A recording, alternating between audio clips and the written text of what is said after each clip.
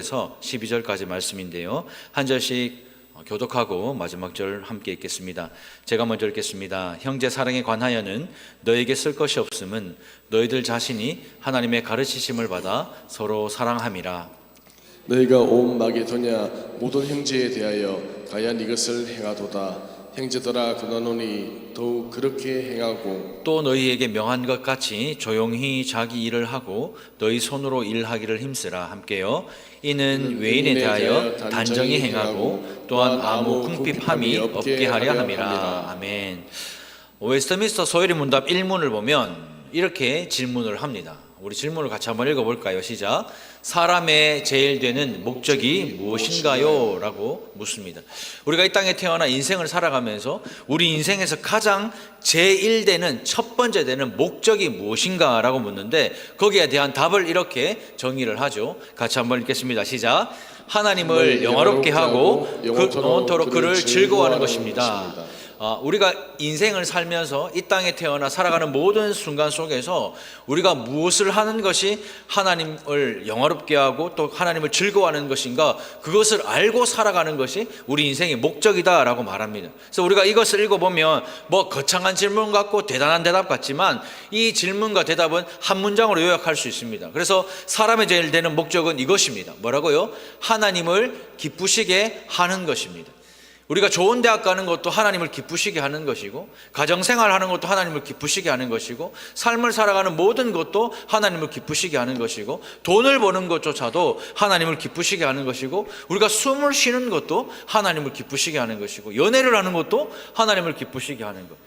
그럼 우리 인생의 모든 것이 하나님을 기쁘시게 하는 것, 그것이 바로 우리가 이 땅을 살아가는 목적입니다. 지난주 우리가 말씀을 통해서 하나님을 기쁘시게 하기 위한 첫 번째 표시가 거룩이라고 말씀을 드렸죠. 지난주 거룩한 삶을 사셨습니까? 지난주 거룩한 삶을 사셨습니까? 음란을 버리고 몸을 아끼고 사랑하는 아내를 질그릇과 같이 아끼고 사랑해 주셨습니까? 방금 말씀하신 박현봉 장로님은 나중에 최영순 권사님 제가 따로 한번 여쭤보도록 할게요. 경계를 넘지는 않으셨습니까? 아니면 여전히 내 눈에 보이는 대로 음란을 버리지 못하고 우리의 몸을 의의 병기로 드리는 것이 아니라 불의의 병기로 사용하고 경계를 넘나들면서 아슬아슬한 삶을 살지는 않으셨는지요? 하나님을 기쁘시게 하는 것은 거룩한 삶입니다. 용서받은 죄인인 우리는 스스로 거룩한 삶을 살 수가 없죠. 그래서 내가 거룩하니 너희도 거룩하라 명령하신 그 하나님의 명령에 순종할 수 없는 존재가 바로 우리입니다. 그런데 그 하나님께서 우리를 성도로 부르셨다면 우리는 거룩하게 살아야 합니다. 거룩히 살아갈 힘이 없는 우리를 위해서 예수님이 십자가에 우리의 모든 죄를 지고 죽으셨습니다. 그리고 부활하셔서 거룩히 살아갈 힘을 우리에게 주셨습니다. 우리를 고아와 같이 버려두지 않으시고 성령 하나님을 우리의 마음에 보내셔서 우리와 함께 동행하게 하시면서 거룩한 삶을 살아갈 수 없는 우리 인생을 거룩히 살아갈 수 있는 힘을 주신 거예요. 그게 성령 하나님이십니다. 그래서 성령 충만한다라는 말은 이 거룩할 수 없는 이 세상에서 거룩하게 살아가겠다라는 결단과도 같은 것이죠.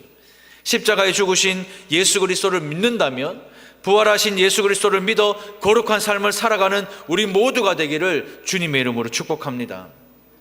오늘 살펴볼 본문의 말씀은 하나님을 기쁘시게 하는 두 번째 표시가 무엇인가를 우리에게 가르쳐 주는데요. 그것은 바로 이것입니다. 우리 같이 한번 읽어볼까요? 시작. 형제를 사랑하는 것. 거룩히 사는 것이 하나님을 기쁘시게 하는 것이라면 두 번째로 형제를 사랑하는 것이 하나님을 기쁘시게 하는 것이라고 우리에게 말씀합니다. 우리가 생각하는 하나님을 기쁘시게 하는 것은 뭐죠? 헌금생활 열심히 잘하고 자식들 좋은 대학 가고 좋은 직장 취업하고 잘 결혼하고, 그게 우리는 하나님을 기쁘시게 한다 생각을 하죠. 근데 성경은요 정반대의 말을 해요. 성경은 형제를 사랑하는 것입니다. 나에 관련된 일이 잘 되는 것이 하나님을 기쁘시게 하는 것이 아니라 형제를 사랑하는 것이 하나님을 기쁘시게 하는 것이라고 성경은 우리에게 말씀합니다. 오늘 본문은요 형제 사랑으로 시작하는데, 여기서 말하는 사랑은 우리에게 익숙한 무조건적인 아가페 사랑을 말하는 것이 아닙니다. 우리가 사랑이라고 하니까 아가페 사랑, 무조건적인 사랑, 예수의 사랑, 십자가 사랑, 그것만 생각하니까 우리가 그걸 못하는 거예요. 자기 자신도 사랑하지 못하는데 남을 어떻게 사랑합니까? 예수님이야 십자가에 달리시며 우리를 그렇게 끔찍히 사랑하셨지만 우리가 어떻게 그렇게 사랑할 수가 있습니까? 이미 우리의 본성은 죄로 오염되어 있고 이미 우리 안에는 죄의 찌꺼기들이 가득 차 있는데, 그래서 우리의 이 자유의지가 하나님의 말씀이 아니라 세상을 붙들려고 그렇게 애를 쓰고 악을 쓰는데 어떻게 우리가 하나님을 사랑할 수 있겠어요? 어떻게 우리가 형제를 사랑할 수 있겠습니까? 그런 우리에게 성경은요, 형제 사랑이라고 말할 때 이 사랑은 아가페가 아니라 헬라어로 보면 필라델피아라고 되어 있어요. 이 필라델피아 어디서 많이 들어보셨죠? 어디예요 여기가? 미국 어딘가의 도시의 이름. 미국 도시의 이름이 필라델피아잖아요. 이 형제 사랑을 성경은 필라델피아라고 번역을 합니다. 본문에 나오는 사랑은 아가페의 사랑보다 제한된 사랑, 그 사랑을 이야기하는 거예요. 아가페 사랑은 우리가 할 수도 없고 해내지도 못하지만 이 형제 사랑은 얼마든지 할 수 있다. 그것을 성경은 우리에게 알려주기 위해서 필라델피아라고 말하고 있는 것이죠. 가족 안에서 형제와 자매 간에 하는 사랑, 그 사랑이 필라델피아입니다. 저는 이 필라델피아 사랑을 얼마 전에 봤어요. 현석이가 입대를 하는데 하은이가 애인도 그렇게는 안 올 것 같아. 내가 볼 때는 애인도 그렇게는 안 오는데 막 오빠가 면 언제 오나 하면서 뭐 그렇게 울고요. 그렇게 울었으면 됐잖아. 그러면 이제 수료식 갈 때 건강하게 다시 만났으면 오빠 이랬는데 오빠 언제 또 가나. 제가 그 장면을 보면서 야, 이게 빌라델비아 사랑 아니가? 그잖아요.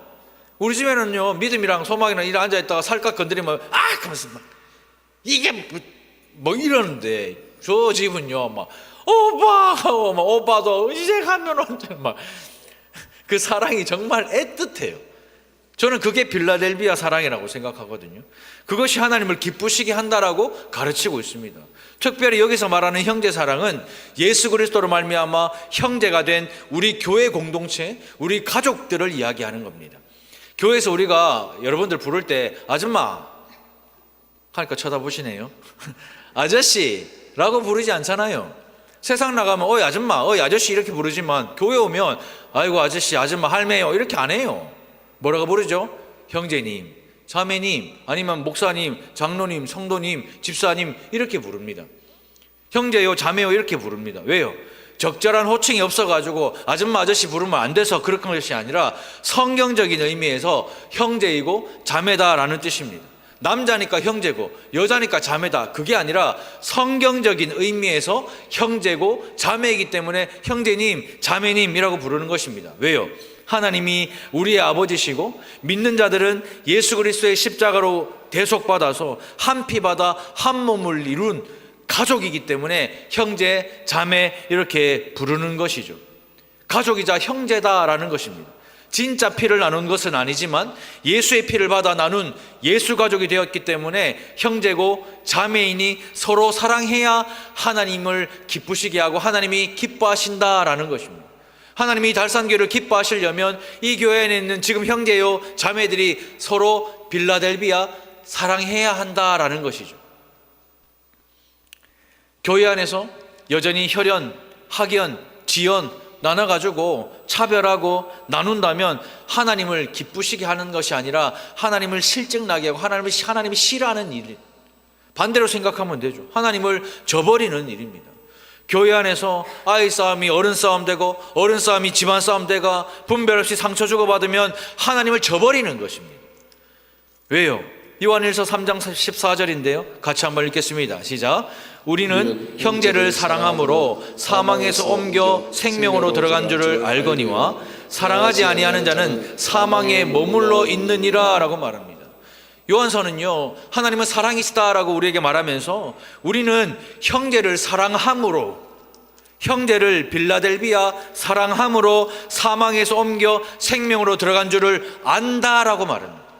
우리가 성도인 것을 알고 우리가 구원받은 것을 안다라는 것은 형제를 사랑하는 것으로 안다라는 거예요. 그런데 사랑하지 아니하면 여전히 사망에 머물러 있다라고 말합니다. 우리 교회 안에 있는 형제와 자매를 사랑하지 않으면 여전히 우리는 사망에 머물러 있다라고 말하고 있어요.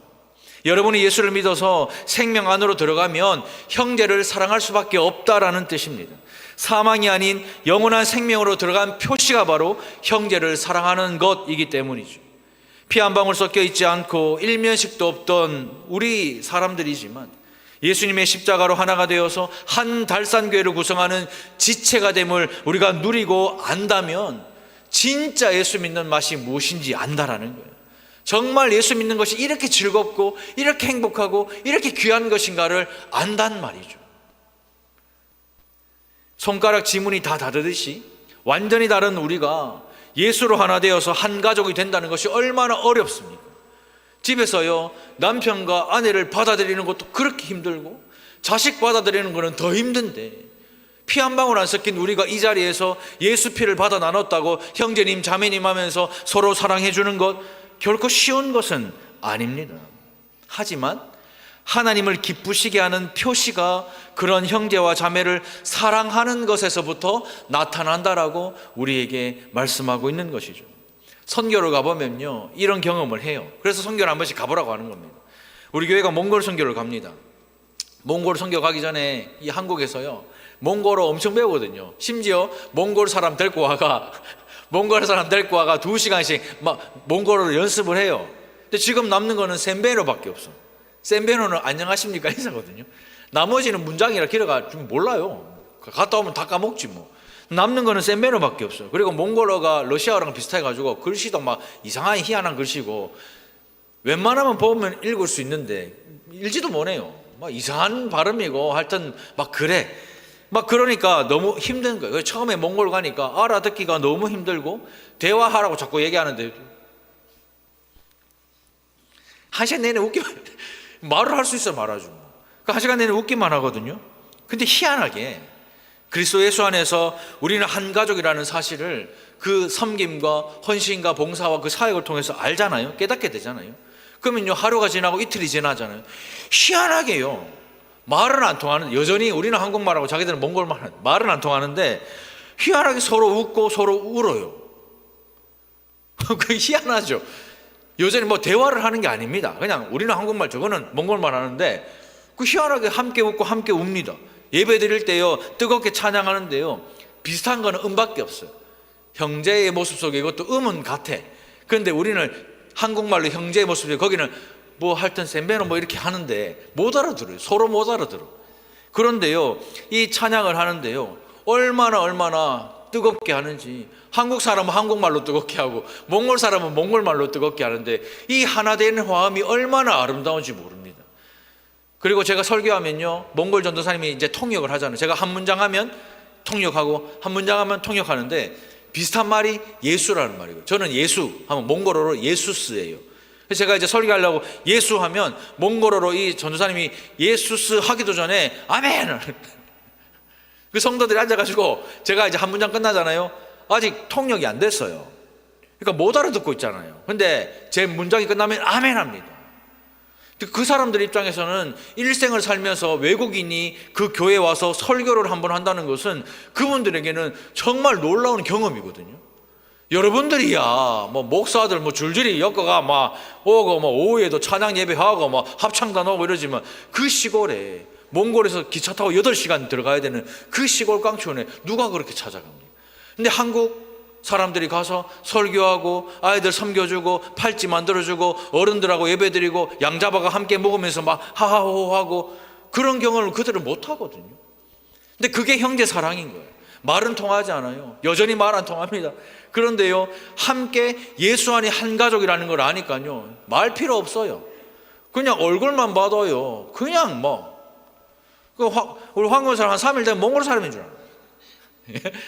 기골이 장대가 막 몽골 사람인 줄 알아요. 그 정도로요, 막 그냥 예수 안에 한 가족이 돼. 서로. 그러니까 허물도 없는 거예요. 그 선교 가잖아요. 화장실을 못 가요. 우리 청년 중에 아가 4일 동안 못 가니까 아가 시커멓이 돼가지고 여기는 꽉 찼지. 방법이 그 다 기름진 건데 기름진 걸 모두 안 돼. 그런데 4일쯤 넘어가면 이제 몽골 사람들이 기도하기 시작해요. 하나님, 저 한국 사람 좀 파이어 좀 화장실 가가 그냥 아침에 딱 화장실 갔다 오고 웃는 얼굴 오잖아. 그럼 다 박수치고 똥 누는 거 하나도 거기서는 한 가족으로 그렇게 알고 살아가는 게 그게 선교거든요. 저는 그게 형제 사랑이라고 생각을 합니다.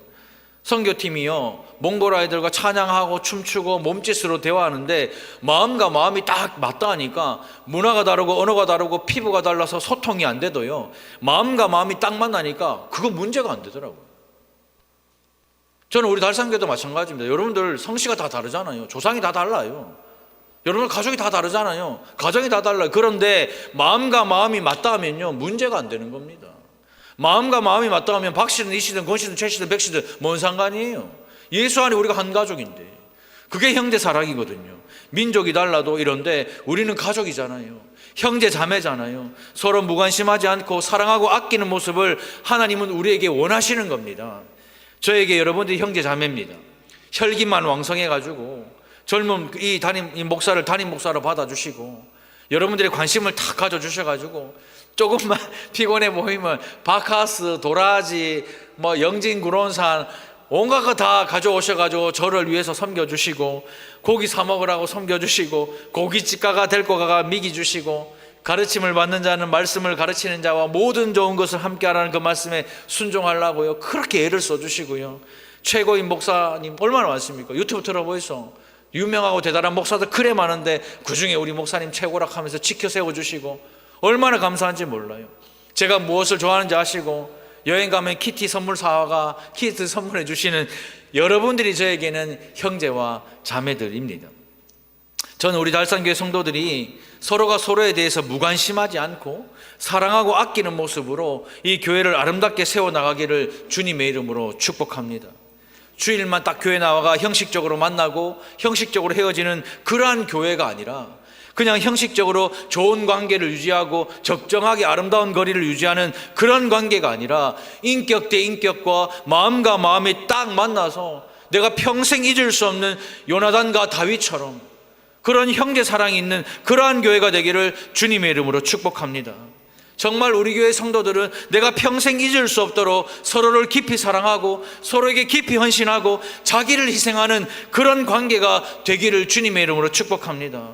그래서요, 달산교회에서 예수 믿는 세월이 가면 갈수록 시대가 바뀌면 바뀔수록 척박하고 이 차가운 이 세상에서 우리만큼은 따뜻한 사랑이 넘치는 그러한 달산교회가 되기를 주님의 이름으로 축복합니다.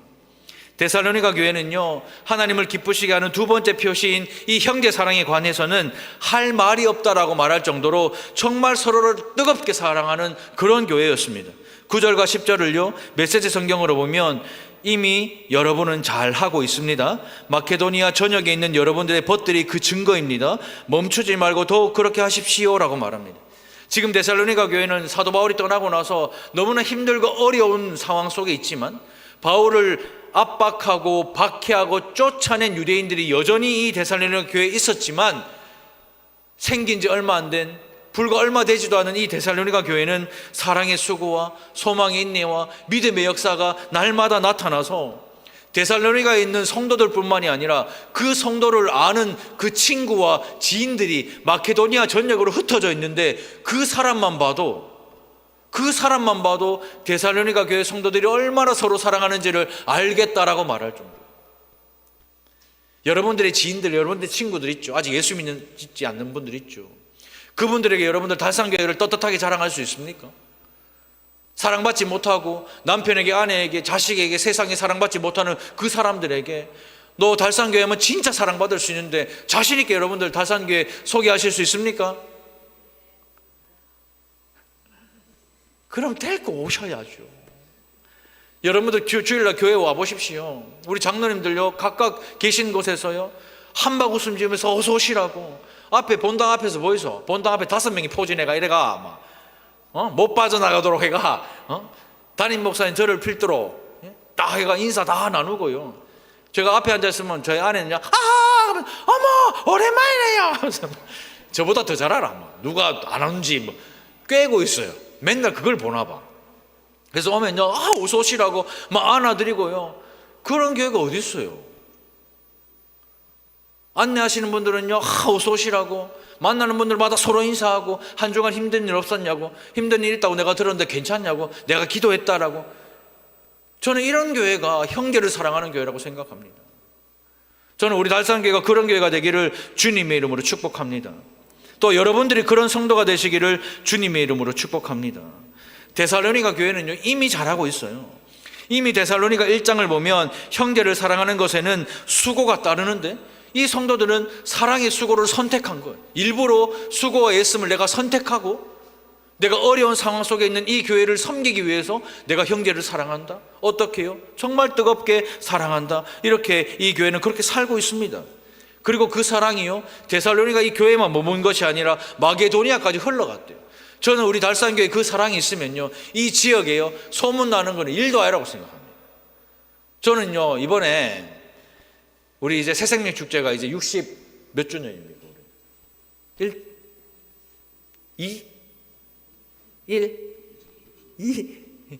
62주년인가?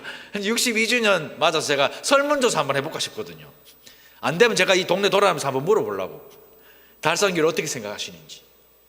정말 사랑이 많고 이웃에 대한 봉사가 있고 진짜 이 교회 가면 사람들이 살아나고 즐겁고 행복하고 그런 교회인가, 그렇지 않은가, 정말 한번 받아보고 싶어요. 우리가 꿈꾸는 교회, 하나님이 기뻐하시는 교회는 형제를 사랑하는 교회입니다. 이미 잘하고 있는 데살로니가 교회를 향해서 바울은요, 멈추지 마라, 더 그렇게 하라고 권면을 합니다. 그러니까 이 형제를 사랑하는 것에는 멈춤이 없다는 거예요. 이만하면 됐다라는 게 없다는 거예요. 이 정도까지 했는데 내가 더 이상 뭘 해야 되나, 이런 것이 없다라는 겁니다. 교회를 위해서, 교회 지체들을 위해서 내가 이렇게까지 해야 되나라는 생각이 들 때 있죠. 신앙생활 하다 보면요, 교회에서 신앙생활 하다 보면, 내가 이렇게까지 해야 돼? 내가 뭐 성도들 위해서 내가 이렇게까지 해야 되나? 특히 목사인 저는요, 그런 생각이 막 날마다 들어요. 내가 땅 파면서 내가 이렇게까지 해야 되나? 땅에 쓰레기 주면서 내가 이렇게까지 해야 되나? 어제도 제가 슬리퍼 신고 옆 밖에 나가 빗자루 쓰레바퀴 돌고 한 바퀴 돌면서 내가 이렇게까지 해야 되나? 주일날 저녁에 막 각각 보면 불 안 끄고 히터 틀어놓고 천지예요. 그거 다 끄고 하면서 내려가면서 이렇게까지 해야 되나? 또 성도들도 있잖아요. 함께 섬기는 성도들을 위해서 내가 이렇게까지 해야 되나? 그런 생각이 들 때 어떻게 해야 된다고요? 그렇게 하십시오. 그게 형제 사랑입니다. 그것이 하나님을 기쁘시게 하는 겁니다. 하나님을 기쁘시게 하기 위해서 사랑하되 더 많이 사랑받고 더 많이 사랑하십시오. 더 깊은 사랑을 받아 더 깊이 사랑하는 달산교회가 되기를 주님의 이름으로 축복합니다. 그래서 우리가 주님 앞에 딱 섰을 때 저는요, 다른 어떤 것보다 달산교회가 우리 성도들이 나에게 가장 큰 기쁨이었다는 그 칭찬과 축복을 받는 우리 모두가 되기를 축복합니다.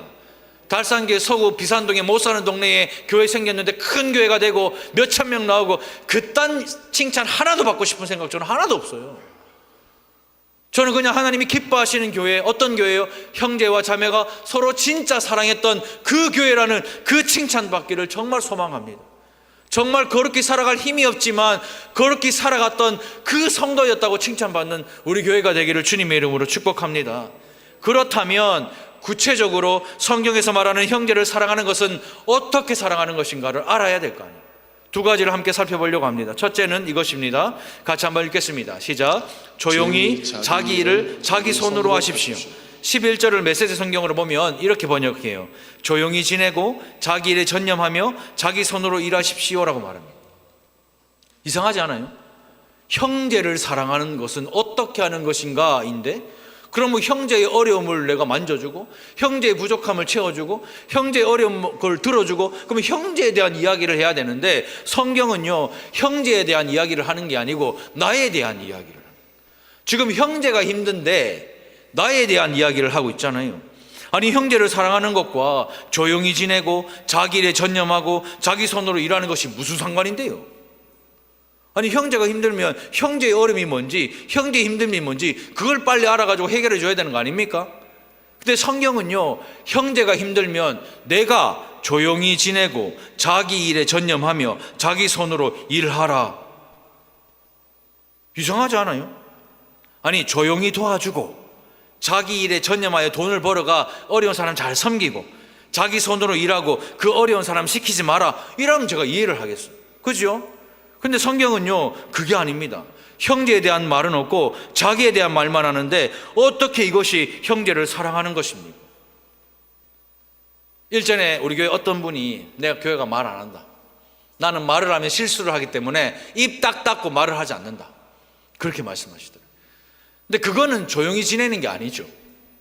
그거는 조용히 지내는 것이 아닙니다. 우리가 생각하는 형제 사랑은 뭐죠? 우리가 생각하는 형제 사랑 이거잖아요. 좀 힘들어하는 사람이 있어요. 그러면 무슨 일인데? 괜찮다, 내한테 이야기해봐. 내 해봐라, 내가 기도해 줄게. 무슨 일인데 하면 정말 어렵게 꺼내요. 아, 내가 좀 이런 좀 어려움이 있다. 그러면 그래, 기도할게 하고, 여보세요, 이권사 들었나? 그거 부탁하던데. 그래? 아이고, 야, 너 기도하자. 끊고요. 박권사 들었나? 아미라 하던데. 진짜? 야, 너 기도하자. 끊어요. 최권사 들었나? 수술한다 하던데. 그 사람은 지금 괜찮아요. 아무렇지도 않아요. 하던데. 그래? 그 카드나? 아이고, 야, 너. 아유, 끊고. 김권사 들었나? 장례식장 어디라 가던데. 아니, 지금 멀쩡하게 살았는데 카드락 하고 나면 나중에 죽었어요, 사람이. 우리가 생각하는 형제 사랑은 이겁니다. 자기 자신을 보는 게 아니라 어려움을 당한 형제가 그 이유, 뭐 때문에 그러냐, 그걸 막 악착같이 알려고요. 알았어. 그럼 내가 다 알고 있잖아요. 그러면 어떤 모임에 갔어요. 그러면 막 이야기하다가 어떤 사람 이야기 나왔어. 그러면 나는 그 사실을 알아. 왜? 그 사람하고 통화를 했고 알기 때문에, 들었기 때문에. 기도해 준다 했거든. 근데 알아. 근데 막 거기서 이야기하니까 막 모르는 사람들이 이제, 아시죠? 우리 주특기잖아요. 이제 이 말 저 말 막 하기 시작하는, 하고 싶은 말 막 하는 거예요. 내가 보기 그렇더라. 막 요새 막 잠못 자고 하는 거 보면 힘들다 하더라. 소화 잘 안 됐다 하더라. 그렇게 하다가 갑자기, 잘 들어봐래. 내가 들었는데 지금 좀 몸이 좀 안 좋다 하더라. 진짜? 야, 너 그럼 기도하자. 하죠. 자, 이제 그 모임 끝났어요. 그럼 이제 10명의 특파원들이 이제 흩어져. 그럼 자기들 이제 가가 있는 곳으로 가서 카드라 하면 그 사람은 죽었어요, 이미. 우리가 생각하는 형제 사랑은 이거잖아요. 그런데 성경은요, 그 형제가 아니라 나를 이야기하는 거예요. 조용히 자기 일을 자기 손으로 하는 것. 이것은요, 데살로니가 교회의 상황을 잘 알면 이게 이해가 돼요. 지금 데살로니가에 쓴 편지의 배경은 재림입니다. 예수의 그 재림에 대해서 오해를 하고 있던 이 데살로니가의 편지를 써서 어떤 어려움에도 그 오해에도 흔들리지 않는 교회가 되기 위해서 재림의 영광스러움을 기다리고 사랑의 수고와 소망의 인내와 믿음의 역사를 보이면서 아름다운 교회와 행복한 성도로 살아가라고 권면하는 편지가 이 데살로니가 편지거든요. 그래서 데살로니가 성도들의 마음에는 재림이라는 이슈가 막 큰 이슈인 거예요. 그런데 일부 성도들 중에서 이걸 잘못 해석하고 받아들이는 겁니다. 왜요? 재림이 가깝다. 이 가깝다라는 말이 언제인지 모르니까 지금 당장 내릴 수도 있다라고 생각을 한 거죠. 그러니까 지금 내가 일해가 돈 버는 거 아무 소용없다, 지금 결혼해가 가정 꾸리는 거 아무 소용없다, 자식들 잘 키우는 거 아무 소용없다. 왜? 지금 당장 내일 예수님 오시는데. 우리나라의 다미성교회 아시죠? 여러분들 젊었을 때 다미성교회 있었잖아요. 저도 기억나요. TV 틀면은 막 흰 옷 입고 교회 모여가지고 막 박수치고 KBS, MBC 밖에서 이제 돌고, 이제 12시 되면은 이제 재림한다 하면서 막 방송사와가 막 이랬는데 왜 됐어요? 새벽 2시 되니까 아직 좀 늦는가 보다. 4시 되니까 또 좀 더 늦네. 날 밝으니까 쇠고랑 차고 들어가는 거 아닙니까? 그 사람들이 뭐예요? 다 집 팔고 땅 팔고 다 팔아가지고 자식들 돌보지도 않고 남편 아내 돌보지도 않고 그냥 오로지 교회 와가 막 사는 거예요. 왜요? 이제 곧 예수님 오시기 때문에. 이게 잘하는 겁니까? 남편 집에 놔두고 그냥 교회 와가 사는 게 잘하는 거예요? 자식들 케어하라고 교회 와가 교회를 열심히 하는 거 잘하는 겁니까? 그거 잘하는 거 아니잖아요. 예수의 오심을 기다리면서 예수가 곧 오실 거니까 일상적인 일 아무 의미 없다. 그러니 복음 전하고 구령의 일만 열심히 하는 거, 이것이 중요하다. 뭐가 중요한지를 지금 모르는 거예요. 이처럼 재림을 잘못 해석하는 데살로니가 교인들에게 일어나고 있던 현상 중에 하나가 자기 일을 때리쳐버리는 거예요. 일해봐야 아무 소용없어요. 왜요? 주님 오시면 다 불타 없어질 건데 일이 뭐가 중요하노? 가족이 뭐가 중요하노? 그러니까 일을 안 하는 거예요. 그들이 자기 일을 그만두고 무엇을 했다고 성경에는 정확하게 안 나오지만 뻔하죠. 뭐 있겠어요? 교회 와가 주구장창 자기들은 신앙 좋은 줄 알고 착각하라고 그렇게 사는 겁니다. 그런 사람들에게 바울은 형제를 사랑하는 방법을 가르치고 있는데, 첫 번째는 이것입니다. 같이 한번 읽어볼까요? 시작. 조용히 지내십시오. 그런 사람들에게 성경은요, 조용히 지내라고 말합니다. 형제 사랑은 조용히 지내는 것입니다. 교회는요, 세상처럼 노이즈 마케팅 하는 것이 아닙니다. 세상은요, 돈줄 내려고 막 노이즈 마케팅 막 하잖아요. 근데 교회는요, 노이즈 마케팅 하는 것이 아닙니다. 근데 이 희한하게 교회가 밖에 소문날 때는요, 싸우는 교회라고. 그게 노이즈 마케팅이 우리는 돼버렸어, 이미. 달산교회 싸우는 교회, 달산교회 문제 있는 교회. 이 노이즈 마케팅이 돼버렸어. 세상이 하는 일입니다. 세상이 노이즈 마케팅 해가지고 어떻게든 돈을 벌려고 하는 건 세상 일이죠. 왜요? 세상은 뭐든지 문제를 만들어내고 시끄럽게 만들어서 사람의 주목을 끌어야 되니까. 그래야 원하는 목표를 이룰 수 있지만 교회는 그렇지 않습니다. 교회는요, 예수의 재림을 기다리는 성도들이 형제를 사랑하는 것이 교회입니다. 근데 그 방법을 조용함이라고 말해요. 여기서 조용함이라는 것은 교회엄마 입 닫아라, 말하지 마라, 오른손이 하늘을 왼손이 모르게 해라, 그러니까 아무 말도 하지 마라, 그 뜻이 아닙니다. 교회 내가 입 딱 닫고 그냥 말 안 해야지, 그게 아니라 여기서 말하는 조용함이라는 것은 내적 변화를 말하는 거예요. 내적 변화. 예수 그리스도를 믿고 거듭나는 것, 그것이 조용함의 표현입니다. 재림의 때를 기다리며 형제를 사랑하기 위해서는 예수를 믿고 거듭나야 돼요. 그것이 바로 조용함입니다. 하나님의 때를 기다리며 하나님의 방법을 신뢰하고 나보다 남을 낮게 여기며 오른뺨 맞으면 왼뺨 돌려대고 속옷 달라면 걷어주고 억지로 오리를 가자면 심리를 함께 가지고 구하는 자에게 구워주고 꾸고자 하는 자를 거절하지 않고 남의 눈에 있는 티보다 내 눈에 있는 들보를 먼저 보고 원수까지 사랑하기 위해서는 거듭나야 하는 거예요. 그냥 교회만 나온다고 그런 사람 되는 게 아닙니다. 성령으로 거듭나 내 안에 변화가 일어나면요, 말하고 싶지 않은 거예요. 왜요? 왜요? 하면요, 하나는 하지만 이 넷은요 이라고 있는 거예요. 이제 그때서야 보이는 거예요. 이게 안 거듭나면요 저거 저놈 익하지만 거듭나 보이소 이 네 개가 지금 나한테 익하고 있는 거예요. 성경 말씀이잖아요. 그냥 교회 와서 내 말 안 하겠다, 그게 아닙니다. 그걸 말하는 게 아니에요. 내적인 변화, 그걸 말씀하는 겁니다. 종말이 왔다고 떠들어대면서 사람들을 불편해하는 것이 아니라 저 사람 어떻다, 저 사람 저렇다 떠들어대면서 그 사람을 불편하게 만드는 것이 아니라 종말이 왔기 때문에, 그 성도에게 힘든 일이 왔기 때문에 조용히 우리의 할 일을 하는 거예요. 그것이 형제 사랑입니다. 지금도 많은 이단들이요, 종말과 재림에 관하여 시끄럽게 떠들어대면서 성도들을 현혹하잖아요. 하지만 기억하십시오. 떠들어대는 교인이 아니라 거듭난 성도가 되어야 합니다. 교회는 절대로 사람의 주목을 끌기 위해 떠들어대는 그런 방식이 아니라 거듭난 성도들이 성령의 역사를 기다리고 기대하며 기도하며 교회를 세워나가는 것이 형제를 사랑하는 거예요. 두 번째는 이것인데요, 같이 한번 읽겠습니다. 시작. 자기 일에 전념하십시오. 종말론에 빠진 사람들 보면요, 자기 일에 맡겨진 일을 하지 않습니다. 남의 일에 간섭하고 참견하기를 얼마나 좋아하는지 몰라요. 이단에 빠진 사람들 보십시오. 자기 일 안 합니다.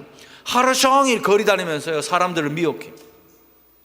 제가 부산에 사역할 때 신천지에 빠진 대학생 아이를 만나서 이제 상담을 하다가 한번 물어봤어요. 네 얼마 받노? 물어보니까 신천지에서 10만 원 받는데요.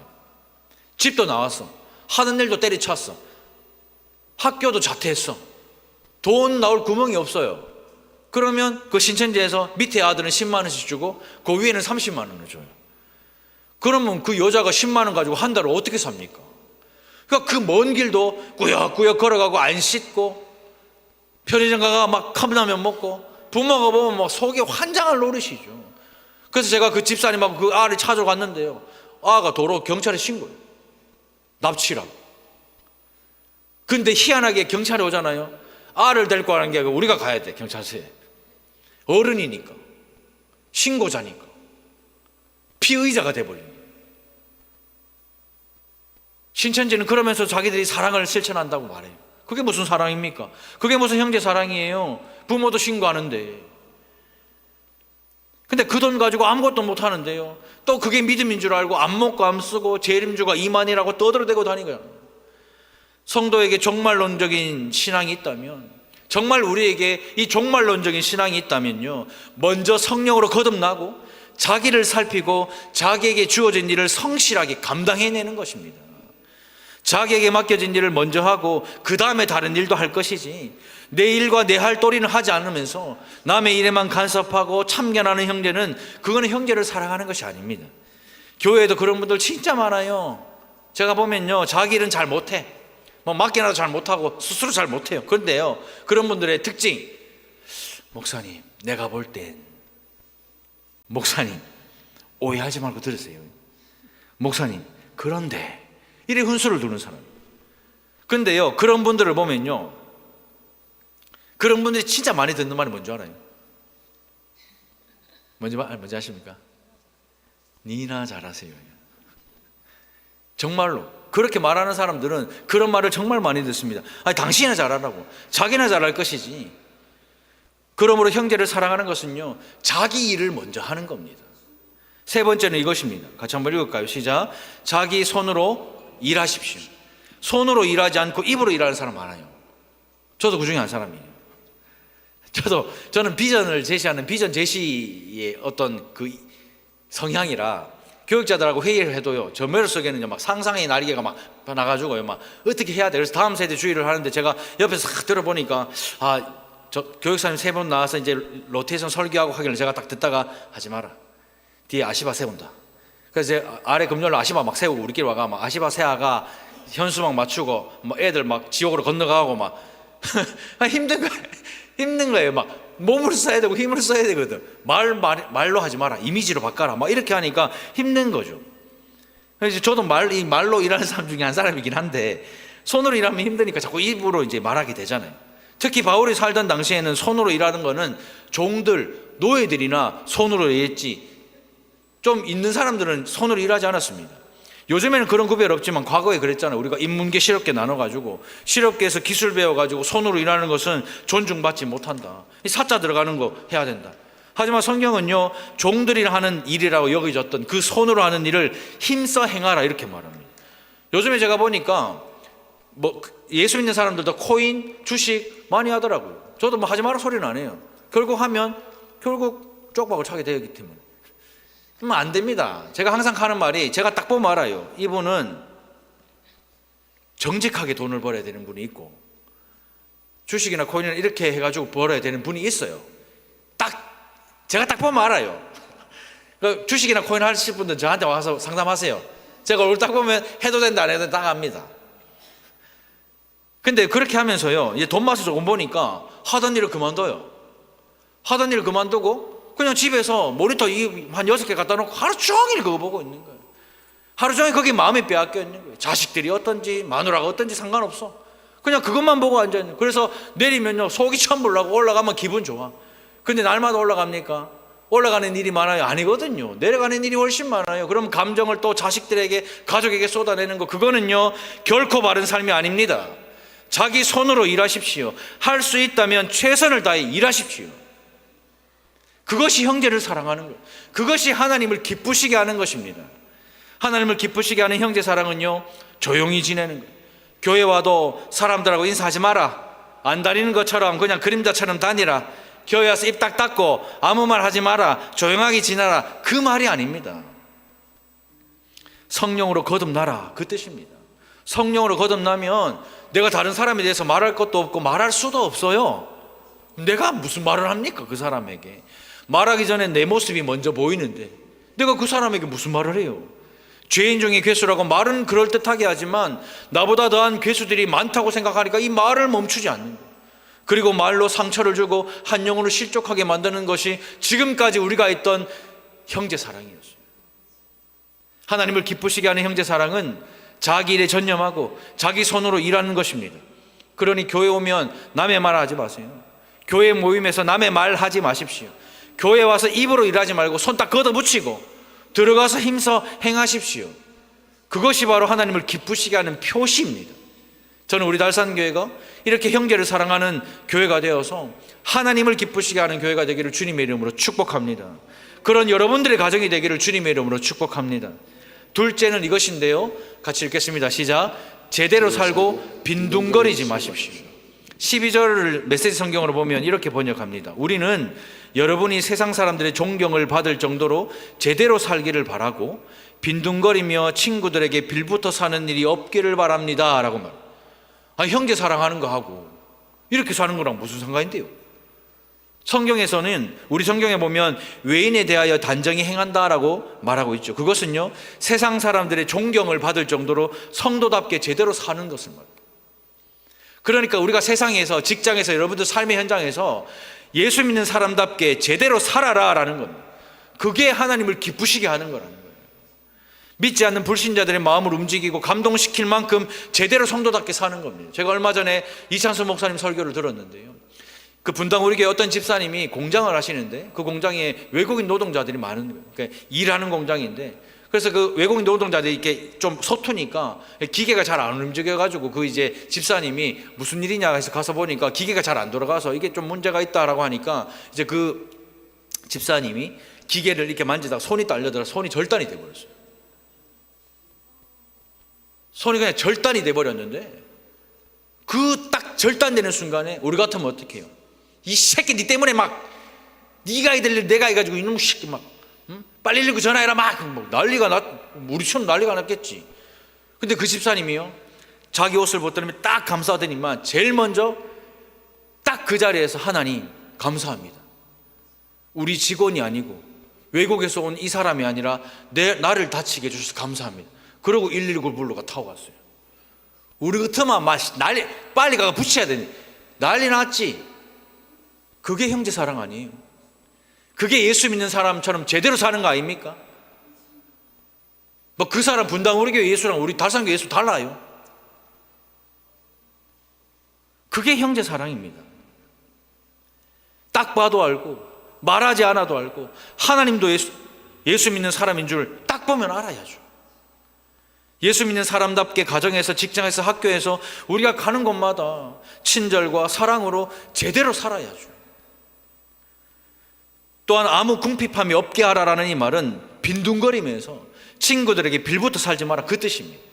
즉 교회 안에서 지체들의 도움을 받는 그 자리에 계속 머물러 있지 말고 이제는 지체를 돕는 사람이 되도록 내 손을 사용해서 힘써 일하고 부족함이 없게 하라, 그 뜻입니다. 제가 부산 사역할 때요, 전도팀을 맡아서 사역하면서 일주일에 한 번 부산역 노숙자 사역을 갔어요.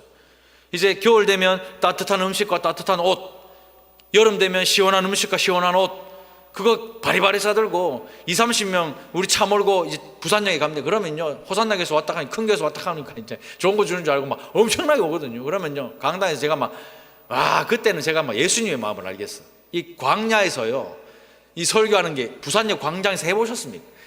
딱 하면 이 노수자들이 얼마나 예배를 잘 듣는지 몰라. 왜요? 예배를 잘 들어야 이 받을 수 있게.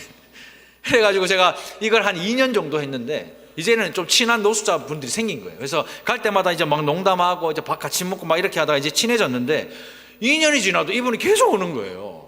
오는 사람이. 그래서 저는 제 생각에, 아니 2년 정도 됐으면은 사지 멀쩡하고, 그잖아요. 사지 멀쩡하고 괜찮아, 그럼 일을 해서 돈을 벌면 될 텐데 왜 안 하나 싶어가 제가 진짜 좀 친한 노숙자한테 물어봤어요.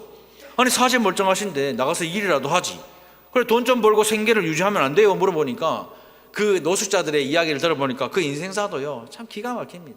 질병, 장애, 이혼, 가정 해체, 실직, 들어보면 힘이 안 나게 돼 있어. 그런데요, 그거는 한 10% 미만이고 대부분의 노숙자들은 알코올 중독자예요. 알코올 중독자. 그래서 돈이 생기면 잠자리보다 술자리를 더 선호하는 거예요. 중독이니까. 제가 지금 노숙인들을 비난하는 게 아니에요. 이 단순한 문제가 아니라는 겁니다. 내가 내 힘으로 손을 써서 일한다는 거, 이게 단순한 게 아니라는 거예요. 하지만 하나님을 기쁘시게 하는 성도는요, 제대로 살고 빈둥거리지 말라라고 말합니다. 자기 몫을 감당하고 자기 역할에 충실하기 위해서 힘써 손발을 움직이는 것이 형제를 사랑하는 것이다 말이에요. 근데 또 오늘 이렇게 말하면요, 식당 가가 오늘 목사님 말씀 못 들었나? 손으로 일해야 된다, 가라! 입으로 하지 말고 막 놀고만 있지 마라! 이거는 형제 사랑하는 게 아니고 공격하는 거예요. 그분이 못할 수도 있죠. 이번 한 주가 힘이 들어서 내가 이 일조차 못할 정도로 힘이 없을 수도 있죠. 근데 우리는 나는 하는데 니는 안 하는데 막, 그건 아닙니다. 그거는 형제를 사랑하는 게 아니에요. 손으로 하고 싶어도 나이가 있고 상황이나 형편이 안 되는 지체들이 있을 수 있죠. 그런 분들에게 이렇게 말하면 마음 상하게 하고 힘들게 하는 겁니다. 오늘 본문의 배경은 재림에 대한 어리석은 깨달음 때문에 일하지 않고 그저 빈둥거리는 그 사람에게 하시는 말씀입니다. 일자리를 원하는데도 잘 안 되는 지체에게 이 말씀 가지고 아이고 사지 멀쩡한데 무슨 일이라고 해라, 그렇게 말하면 안 된다는 얘기입니다. 로뎀 나눔 장학, 우리 헌금 드리고 장학 구제 사업을 하잖아요. 바로 이런 분들을 위한 사역이잖아요. 정말 일하고 싶은데도 못하는 사람, 그 가난하고 아픔과 질고를 진 그들과 함께 우리 성도들이 함께 지는 것, 그것이 바로 로뎀 나눔 사역입니다. 나의 아픔인 것처럼 함께 감당해서 사랑을 나누는 기회로 써야 되는데 마음을 무너지게 하는 기회로 사용하지 마십시오. 형제를 사랑하는 아름다운 일들이 저는 우리 교회 안에 가득하여서 하나님을 기쁘시게 하는 우리 모두가 되기를 주님의 이름으로 축복합니다. 말씀을 맺을게요. 제가 지난주 금요일 성령 기도회 할 때에 이 자리에서 전혀 준비도 하지 않았고 전혀 생각도 하지도 않았습니다. 원고에도 없었던 것이고, 근데 그 순간에 성령께서 제 안에 너무 강하게 임재하셔서 우리 교육자에 대한 이야기를 좀 했어요. 우리 교육자들이 얼마나 힘들고 어려운지, 지금 상황이 어떠한지를 구체적으로 얘기는 하지 않았지만 위에서 기도해달라고 기도하고, 제가 이제 기도를 시작하는데 저도 모르게 무릎이 꿇어지고, 저도 모르게 엎드려지고, 저도 모르게 땅을 치게 되고, 저도 모르게 정말 오열을 했어요. 누가 보면 진짜 사람 죽은 줄 알았어요. 일어나고 싶지도 않고 그냥 그 자리에 그냥 넙죽 엎드려서 눈물만 계속 나와요. 근데 눈물이 그냥 흘리는 눈물이 아니라 처절하게 흘리는 눈물이 나오는 거예요. 왜 그런지 지금까지도 모르겠어요.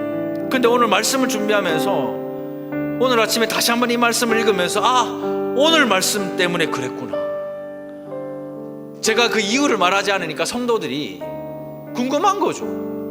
아니 목사님 와 저렇게 엎드려가지고 철퍼덕 주저앉아가지고 왜 저러노? 아니 저 정도 되면 뭐 사람 하나 죽었다 지금. 저 정도 되면 뭔가 큰일이 있다. 아니 교육자들 중에 뭔가 큰일이 있다. 아니면 뭔가 문제가 있다. 궁금한 거예요. 이유를 알고 싶은 거예요. 근데 제가 이유를 말씀드리지 않았어요. 왜요? 형제 사랑은 이유를 아는 게 아닙니다. 그러니까 이 사람들 이유를 알고 싶으니까 막 카더라 갑자기 막 유리사물이 몸이 안 좋다 카더라, 뭐 이런 유리사물 몸에 있는 안 됐다 카더라, 막 이런 얘기가 막 들려. 우리가 생각하는 형제 사랑은 그거였던 거예요. 내가 아니라 지금 힘든 뭐 때문에 그런데 내가 기도해 줄게. 기도는 무슨 기도입니까? 전화나 돌리고 말이나 내뱉고 말이나 알리고 기도했습니까?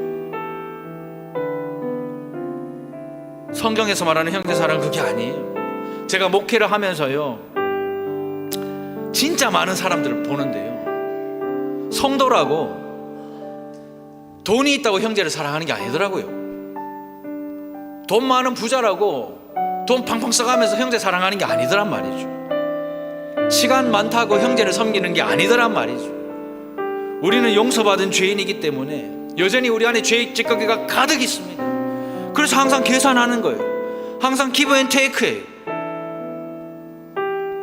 걱정하는 척하면서 나는 참 너를 걱정해주는 대단하고 좋은 사람이고 너는 문제 있는 사람이다. 그걸 말하고 싶었던 거예요.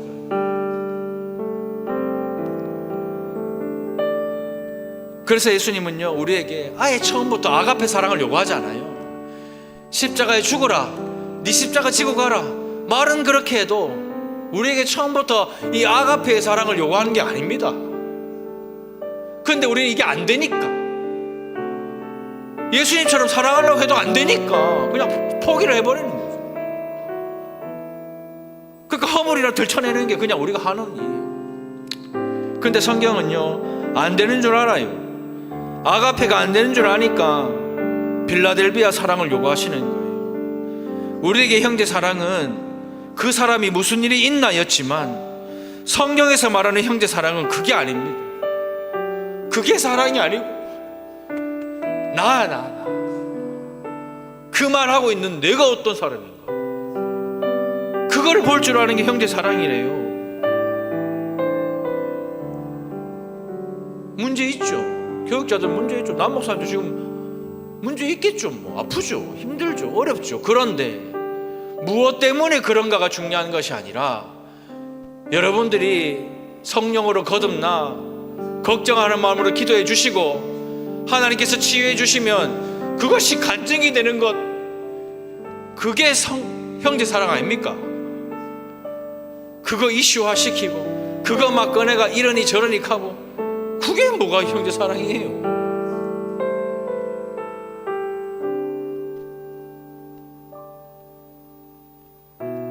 상처가 간증이 되는 것이 형제 사랑입니다.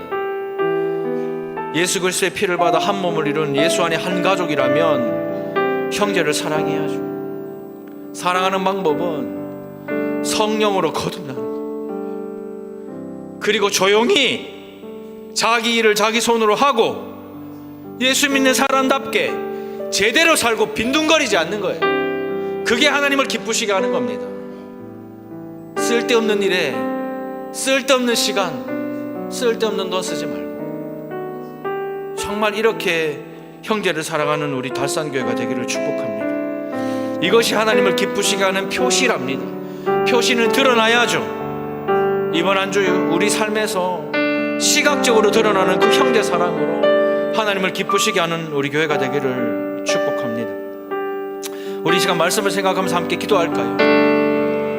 하나님, 나는, 예수 믿는 나는 어떻게 그 형제를 사랑했습니까? 형제를 위해서 무엇을 할 것인가, 그게 중요한 것이 아니라 내가 거듭나서 내가 조용히 내 일을 하고 내 손으로 하고 예수 믿는 사람답게 제대로 살고 빈둥거리지 않는 것이 그 형제를 돕는 일이고 그 형제를 사랑하는 일이고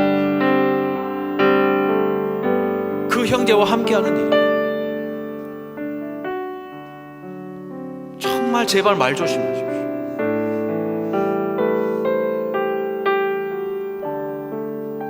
말하지 말라는 게 아니라 성령으로 거듭나라라는 그 뜻입니다. 자기 자신을 볼 줄 아는 우리가 되기를 소망합니다. 우리 한번 이렇게 기도합시다. 하나님, 내가 지금까지 내 방식대로 형제를 사랑했다면 이제는 성경적인 방식대로 형제를 사랑하겠습니다. 그에게, 당신에게 어려운 문제가 생기고 힘든 일이 있습니까? 그것을 가십거리로 삼았던 그 지난날의 내 말들을 회개하고 이제는 나를 돌아보고 내가 성령으로 거듭나고 내가 제대로 살고 빈둥대지 않겠습니다. 그런 내 삶이, 그런 우리 교회가 되게 하여 주시옵소서. 우리 주여 은혜를 주옵소서. 우리 한번 부르짖고 기도하겠습니다. 주여 은혜를 주시옵소서.